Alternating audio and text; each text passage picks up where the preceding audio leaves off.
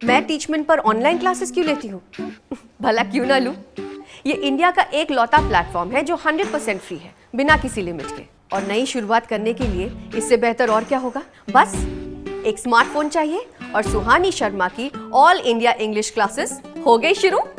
इसीलिए तो कहते हैं कि टीचमेंट पर टीचिंग आसान है। तो आज ही डाउनलोड करें टीचमेंट, इंडिया का नंबर 1 टीचिंग ऐप।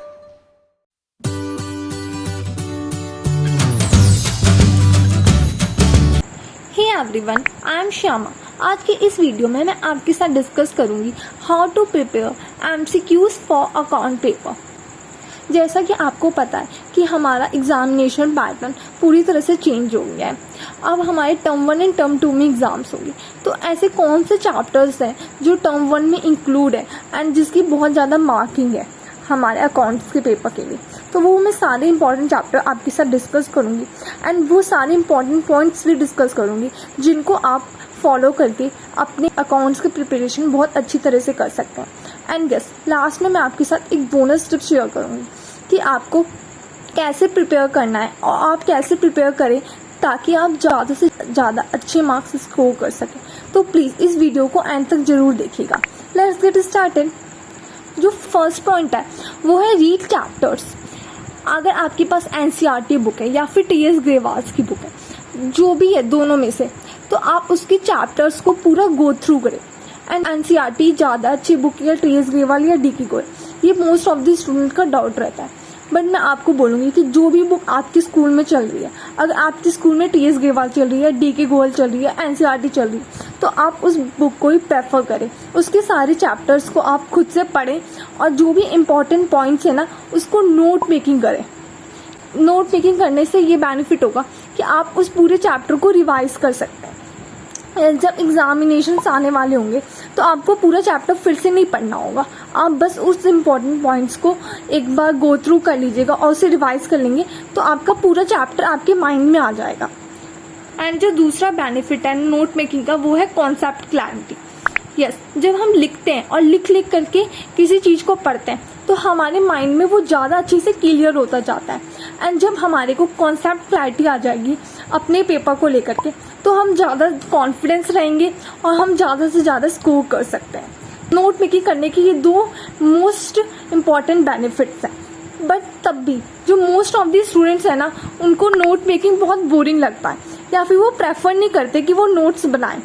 तो मैं उनके लिए बस एक यही टिप दूंगी कि आप क्या कर सकते हैं, हाईलाइट कर सकते हैं इम्पॉर्टेंट पॉइंट्स को।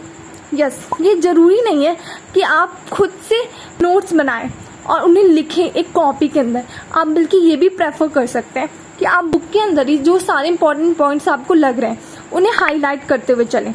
एंड लास्ट में आप क्या करें, जब आपके एग्जाम्स आने वाले हैं या फिर 1 मंथ बाद, आप उस सारे इंपॉर्टेंट पॉइंट्स को फिर से रीड कर लें और रिवाइज कर लें ताकि फिर से रिकॉल हो सके एग्जाम्स में। एंड जब आपको नोट्स बनाने ना, तो आपको इम्पॉर्टेंट पॉइंट्स ओनली लिखना है। आपको पूरे फुल सेंटेंसेस को लिखना अवॉइड करना है। एंड जो मेजर डाउट होता है स्टूडेंट्स का अभी के टाइम पे कि वो प्रैक्टिकल क्वेश्चंस करे कि ना करे, क्योंकि हमारा एमसीक्यू बेस्ड पेपर होगा तो प्रैक्टिकल क्वेश्चंस उन्हें सॉल्व करने चाहिए पूरे के पूरे, वो आएंगे पेपर्स में। तो मैं बस जस्ट आपको ये बोलूँगी कि यस, आप प्रैक्टिकल क्वेश्चंस को सॉल्व करें। मैं आपको इसलिए बोल रही हूँ कि आप प्रैक्टिकल क्वेश्चंस को सॉल्व करें क्योंकि हमें अभी तक पता नहीं है कि हमारे एमसीक्यूज किस टाइप के आएंगे, और ये हमें कब पता चलेगा, जब हमारी CBSE latest sample paper release कर देगी, तो हमें पता चल जाएगा कि हमारे एमसीक्यू का टाइप कैसा रहेगा।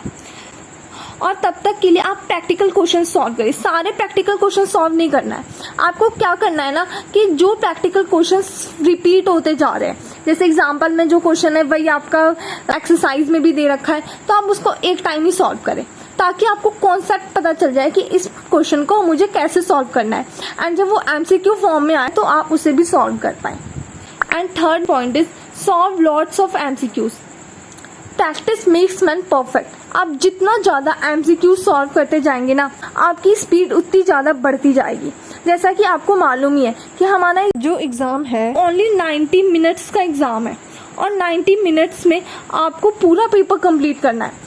और जब अकाउंट सब्जेक्ट की बात आती है तो 90 मिनट्स हमें बहुत कम पड़ते हैं। तो हम 90 मिनट में पूरा पेपर कैसे सॉल्व कर सकते हैं? जब हमें क्वेश्चन सॉल्व करने की प्रैक्टिस होगी।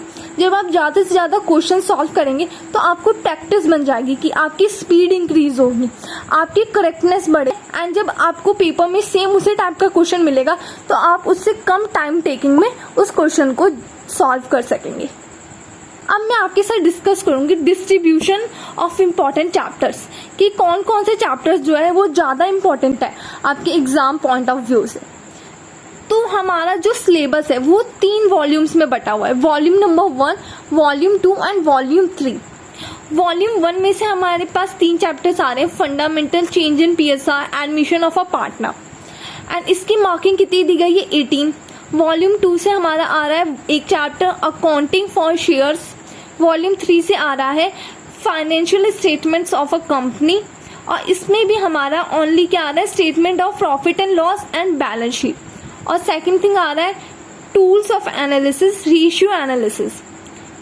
और जो हमारा दूसरा चैप्टर है वो है अकाउंटिंग रेशियो। तो ऐसा बिल्कुल नहीं है कि तीनों की वेटेज इक्वल दी गई हो।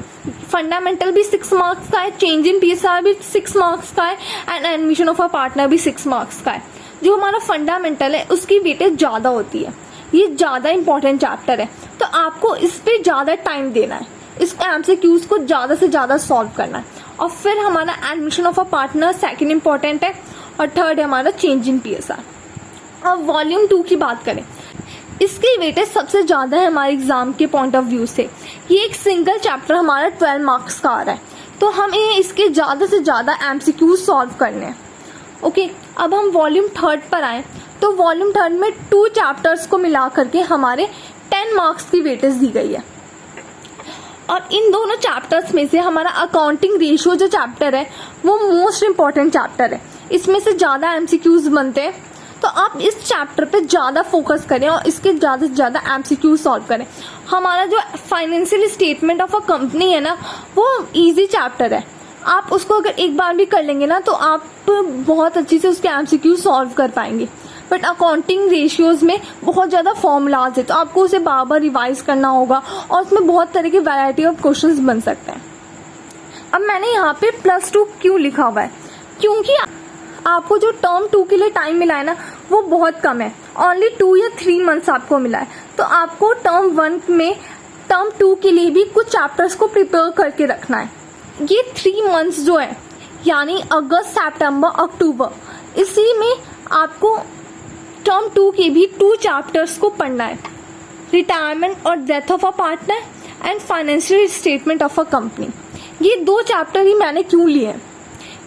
क्योंकि जब आप admission of a partner chapter करेंगे ना तो रिटायरमेंट आपके लिए बहुत इजी रहेगा करना, क्योंकि एडमिशन ऑफ अ पार्टनर में आप जो सैक्रिफाइसिंग रेशियोज कैलकुलेट करना सीखेंगे, और रिटायरमेंट और डेथ ऑफ अ पार्टनर में आप गेनिंग रेशियो कैलकुलेट करेंगे, एंड आप गुडविल जो है रिटायरमेंट चैप्टर में देंगे जो रिटायरिंग पार्टनर है और जो डेथ हुआ है जिस पार्टनर का, and admission of a partner में आप गुडविल लेंगे एडमिशन के बदले।